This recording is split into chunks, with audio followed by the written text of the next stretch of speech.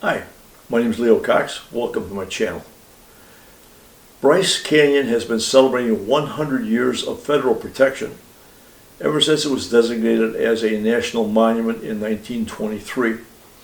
1 year later, it became a national park, but the name of the park was Utah National Park. That name held until 1928, when the name was changed to Bryce Canyon National Park. The name Bryce came from the name of Ebenezer Bryce, a Mormon farmer who was sent to the area in 1874 to scout out and see if the valley below what is now the park boundaries was suitable for farming. The one comment that's attributed to Mr. Bryce is it was one hell of a place to lose a cow. Locals added to the valley, but it was always known, the area was always known as Bryce's Canyon. The problem is, it's not a canyon. It's a series of open amphitheaters comprised primarily of Dakota sandstone and tropic shale. These sedimentary rocks were laid down as various lakes and rivers formed more than 50 million years ago.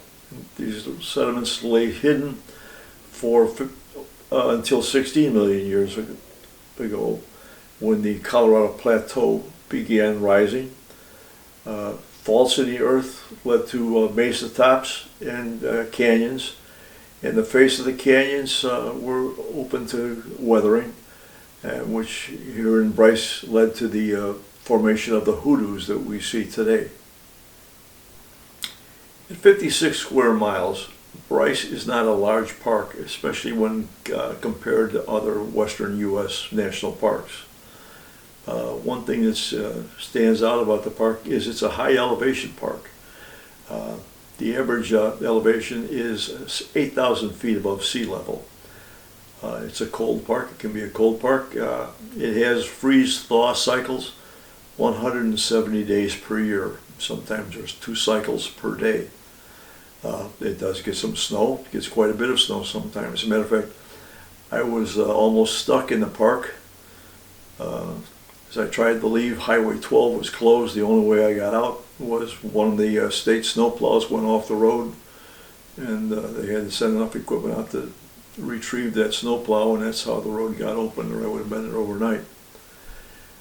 The trails, as marked, are not long trails, but they are all interconnected, so you can make up your own path, and all of a sudden you find yourself hiking over the various ridges between the different amphitheaters, and you find out that in an afternoon you've already given yourself a rise and fall of 2,000 feet, and you find that you're tired, and yet you're 800 feet below the rim.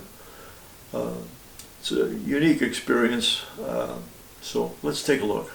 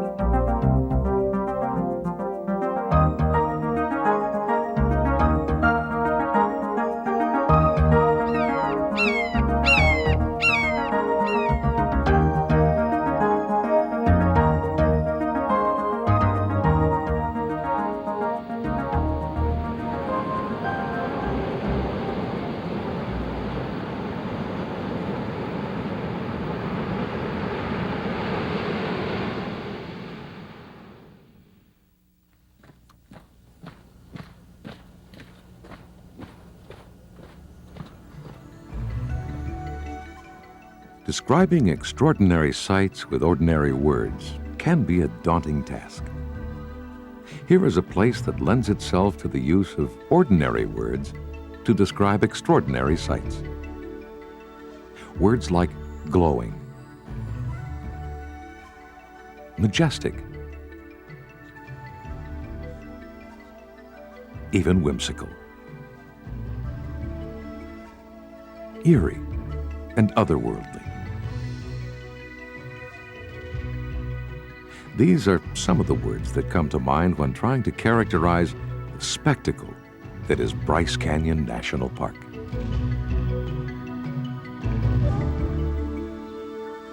At Bryce, like no other place in the world, ancient forces and events have unveiled a dazzling display of shapes and colors. The result is a wonderland of towers and spires glowing in the crystal clean air and bright desert sun of southwestern Utah. These pinnacles and odd-shaped rock left standing by the forces of erosion are generically referred to as hoodoos. Hoodoo is a variation of the word voodoo, meaning to cast a spell.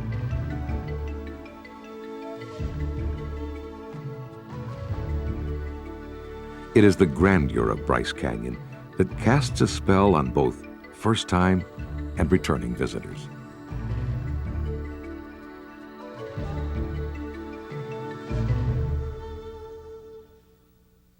Although there are a number of secondary canyons within its boundaries, the main focus of Bryce Canyon National Park is the fantastic series of rock formations found all along the eastern face of the 8,000-foot-high Ponsaugant Plateau. The top of the plateau features forests of ponderosa pine, interspersed with broad, open meadows. A wide variety of wildlife exists here, from mule deer and pronghorn antelope to prairie dogs and golden-mantled ground squirrels. To make sure they remain wild, do not approach or attempt to feed these animals. In terms of geological time, Bryce Canyon is relatively young. The soft layers of rock found in the walls of the canyon are part of a strata of rock known as the Claren Formation. About 60 million years ago, these elements were laid down as sand, mud, and small stones in shallow lakes and streams. This layering process is clearly exposed in other soft rock formations found in the Paria River Valley, just east of the park. Some 10 million years ago, tectonic plate forces from deep within the Earth split the Earth's mantle. Plateaus rose, and fast-flowing rivers quickly began eroding the exposed surfaces as they plunged down steep gradients between displaced land masses. Today, even though the surrounding area is relatively dry, the Ponsaugant Plateau receives a good deal of moisture, including approximately 100 inches of snow each winter. Temperatures fall below freezing on over half the days of each year. As a result, water continually freezes and thaws, widening cracks in the rock formations and speeding the forces of erosion that have shaped this rocky wonderland. Many visitors never get beyond the main amphitheater that lies between the visitor center and Bryce Point. A good way to get an overview of the park and discover the many vistas beyond Bryce Point is by driving 16 miles from the visitor center to the south end of the main park road. A short quarter-mile trail through spruce and aspen trees connects two magnificent overlooks, Rainbow Point and Yovimpa Point.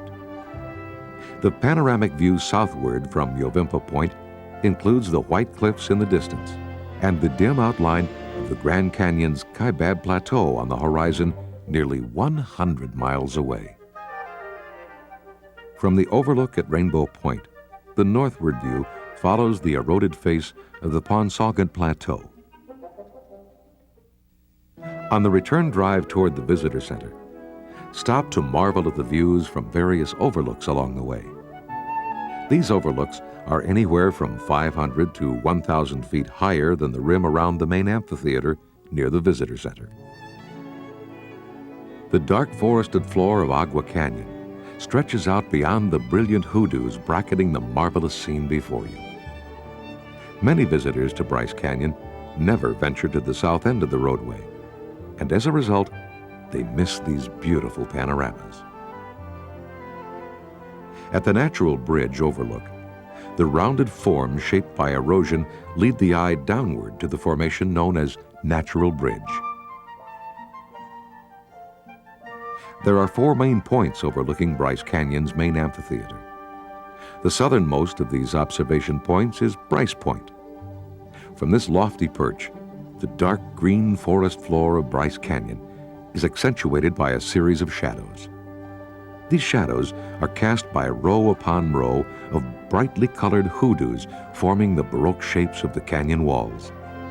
Unfortunately for many visitors, a trip to Bryce Canyon National Park consists of little more than a drive to a series of overlooks, especially the 4 main points above the main amphitheater. There is so much more to be seen. Follow the paved rim trail between overlooks. Watch as the shapes and colors of the thousands of hoodoos morph into strange new formations as you travel along the rim. As magnificent as this wonderland looks from the rim, nothing compares with the view from within the canyon itself. Even if you feel you can't make it to the bottom of the canyon and back, at least start down the Navajo Loop Trail from Sunset Point to the point where the loop trail splits just beyond Thor's Hammer. Within this short quarter-mile stretch, Bryce Canyon takes on a whole new feeling. Dimensions change dramatically. Thor's Hammer rises above the canyon wall, silhouetted against the sky beyond. On this hike, we will continue on down to the canyon floor by following the left branch of the Navajo Loop. This trail features a more gradual descent to the canyon floor than the right branch. Later, we will follow the right branch that leads down into another, narrower canyon known as Wall Street. Back on the left branch, sculpted rock walls glowing in the afternoon sun tower above the trail as it continues its serpentine path down into the narrow recesses of the canyon below. The sense of scale in the canyon is heightened when a 100-foot-tall Douglas fir is dwarfed by the lofty rock walls. Don't forget to stop and look back up the trail. Beyond the deep shadows, the direct sunlight bleaches the rock to a pale salmon color. The soft orange hue of the rocky ramparts contrasts sharply with the deep blue Utah sky that envelops the scene below. As the trail nears the bottom of the canyon, take time to listen to the echoing sound of footsteps. Watch for a sign on the left side of the trail pointing up a small side canyon to 2 natural bridges that span that confined space. Beyond this point, the trail opens up, and the shapes and colors of the evergreen forest mingle with those of rock and sky. 1/2 mile from the start of the Navajo Loop Trail, after a descent of just over 500 feet, the path comes to a junction with a connecting trail leading to Queen's Garden Trail. From this junction, the connecting and Queen's Garden Trails gradually rise on a 2-mile hike back to the rim at Sunrise Point. The connecting trail starts out following the bank of the dry wash that marks the bottom of the canyon. Down here, the visual experience is heightened by the pleasant smell of the ponderosa pine and spruce forest, accentuated by the near total silence on this remote section of the trail. As the trail leaves the bottom of the canyon, it passes directly beneath lofty rock formations. A trail sign marks the junction with a short trail to the left that leads to an overlook of the Queen's Garden area. From the junction, the main trail continues to the right through a man-made opening in the rock wall. Once through the opening, the trail rises to the smooth top of a ridge created by material washed down from taller formations.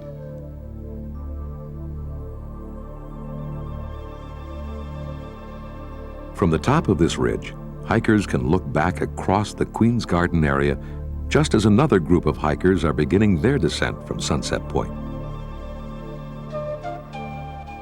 The trail continues to pass through a number of short tunnels on its way back to the rim. Each tunnel frames a vista uniquely shaped by the forces of upheaval and erosion. As the trail passes through the final tunnel, it steepens on its climb back to the rim of the canyon. Take your time. Take advantage of frequent stops to rest while looking back and marveling at the fantastic shapes of the Queen's Garden area. The next hike is a strenuous 5-mile trek along the Peekaboo Loop Trail. This trail begins at a junction on the Navajo Loop Trail. It then continues through an 800-foot elevation change, up, down, over, and through a number of formations that jut out into Bryce Canyon itself. To reach the Peekaboo Loop Trail, start down the Navajo Loop Trail from Sunset Point to the first trail junction, just beyond Thor's Hammer. Follow the trail to the right and begin to descend a series of steep switchbacks that lead down an extremely narrow canyon into the shadowy recesses of Wall Street. Once on the switchback section, the walls of the canyon tower above the trail as it continues to snake its way downward.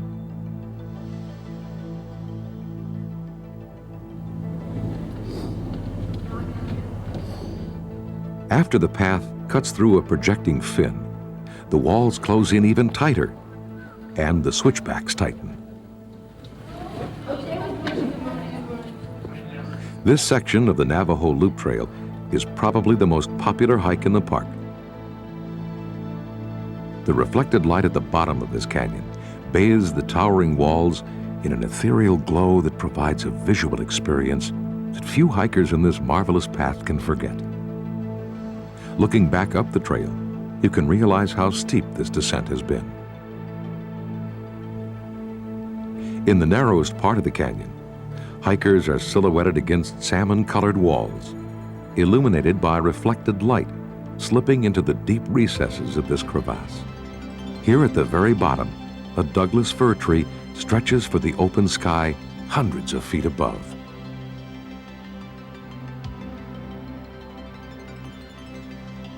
Once beyond the narrowest part of the canyon, direct sunlight once again penetrates the space. Fir trees fill the canyon floor and the open spaces ahead. As the canyon walls recede, the trail follows the banks of a dry wash that carries the rain and snow runoff that has been so instrumental in shaping this land. From here, the view back up to Inspiration Point gives you some idea of just how far down you have come. It also reminds you of how far back up you have to go.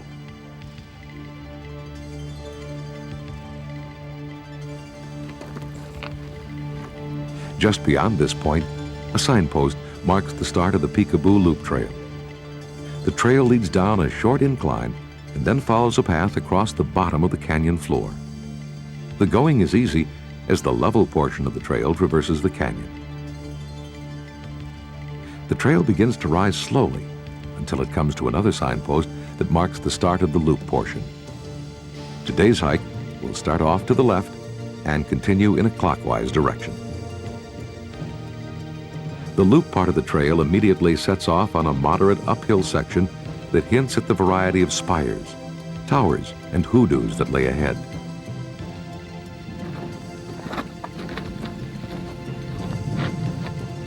The trail continues to rise along a series of gradual switchbacks that ultimately lead to the top of the first ridge that the loop trail crosses. From the top of the ridge, hikers can stop for a moment to marvel at the spectacle that lies ahead. Follow the trail down to the Lone Pine at the point where the trail disappears around a bend. As you look back from here, the formations you have just hiked through take on a totally new perspective. Just around the bend, hikers behold a panorama of the canyon stretched out beneath the rim of the plateau. This is also the first look at a man-made cut through the rock known as the Eye of the Needle. For visitors unable to hike this strenuous trail, the Peekaboo Loop Trail also serves as a portion of the longer horse trail that begins at the corral near the Nature Center. Once you pass through the eye, the trail drops down from the ridge that it has been following into another deep canyon. On a rocky trail such as this, hikers often focus their attention on their footing immediately in front of them. While this is very important, don't forget to stop to take in the wonderland that surrounds the trail.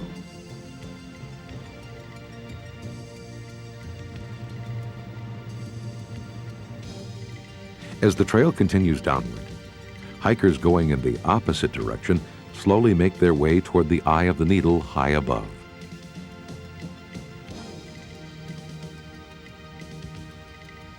After the trail passes beneath a large overhanging rock wall, the main canyon opens up once again.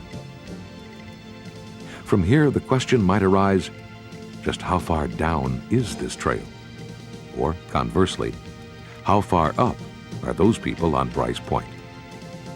The answer is approximately 800 feet, the equivalent of an 80-story skyscraper. From this low point, the path heads up again. As the trail begins the long climb toward the trailhead, look to your right to the eroded openings in a rock fin off in the distance. This fin is known as the Wall of Windows. The trail continues upward as it approaches this wall. From the top of the next ridge, the view extends from the rock walls of the Paria River Valley to the east. Past the silent row of sculptured spires. And finally, to the namesake windows in the soaring wall ahead. From the portion of the trail that passes directly below the windows, the stately wall takes on the lines of an ancient Gothic cathedral. The trail cuts through the wall of windows by way of another short tunnel. Beyond the tunnel, a lone pine tree lends its silhouette to the clutter of shapes beyond.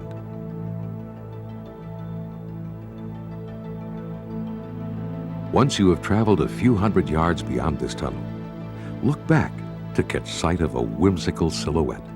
High above the trail, the formation called the Three Wise Men stands silently, watching over the scene below. One final man-made opening leads the trail back to the main amphitheater located between Inspiration and Sunset Points. As the trail emerges from the rock cut, look across the next canyon to the row upon row of delicately shaped hoodoos in the main amphitheater that form the silent city just below Sunset Point.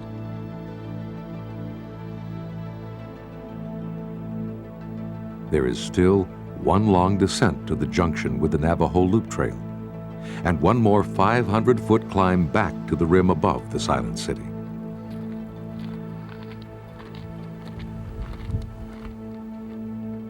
After rejoining the Navajo Loop, the trail rises along the portion of the trail that was covered previously as the descent to the start of the Queen's Garden Trail. From here, the trail begins its final steep ascent up the canyon to the rim.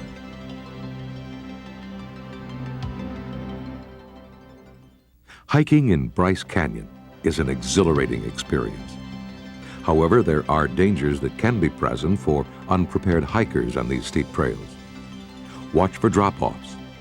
Wear proper shoes. Use sunscreen in addition to wearing a wide-brimmed hat. Carry at least a half-gallon of water with you. Remember, you are hiking between 7,000 and 8,000 feet above sea level. Know your limits. Rest frequently. Before leaving Bryce Canyon, pause to revisit, at least in your mind's eye, the wondrous formations found throughout the park. Recall the sweeping panoramas filled with exotic shapes. Remember the narrow spaces.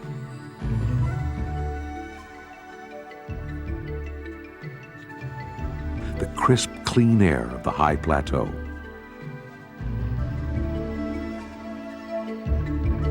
And the soul-stirring solitude that awaits your return to this magic landscape.